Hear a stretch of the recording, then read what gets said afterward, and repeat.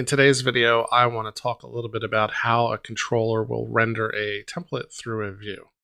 So here in our GetShortyWeb application, we have a short link controller. It's got a function for new, which will present a form to create a short link. And we've got this render call, which will be past the connection, new.html for the template name, and then the change set to actually render inside the form. So when you look at a call like this with render, it can kind of feel like the controller is the thing rendering the template, but that's not actually the case. If we jump to the documentation, we can do a search inside the Phoenix project for render, and you'll actually see that the controller has a couple functions called render, and the view itself has a couple functions called render. So let's look at the documentation for the controller. You'll see here in the documentation, it kind of goes over what the arguments are and what the example looks like. And then it'll kind of talk about like actually how the actual rendering of the template happens. And you can see by default, a controller renders templates in a view with a similar name to the controller. For example, user controller will render templates inside the user view. We'll kind of show how this happens in a second, but that is one of the things that like I had a problem with when I was first starting off. Like I was creating all these different controllers.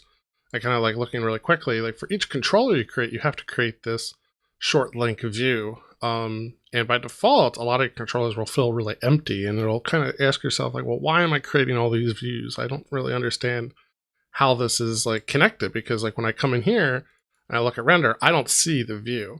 And so one of the purposes of this video today, I want to talk about a little bit about where that is.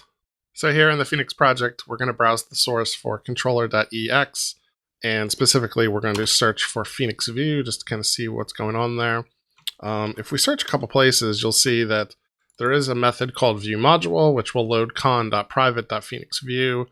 And if you kind of search around, you'll see that, you know, Phoenix View is kind of like what is holding a reference to the view. But if we go to the very top, you'll see inside of the implementation for define macro using, this is actually where the view is assigned. And this might feel familiar. So if you go into your own Phoenix application inside of like your getshortyweb.ex, you'll see this provides a lot of definitions for define controller, define view, define router.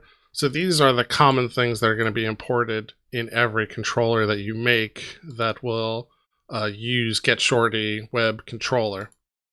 And you'll see specifically this itself uses Phoenix got controller. And so jumping back to here, we'll see that define macro using looks for, we got plug new web view, and this will load Phoenix controller dot underscore underscore view underscore underscore. This is a private function.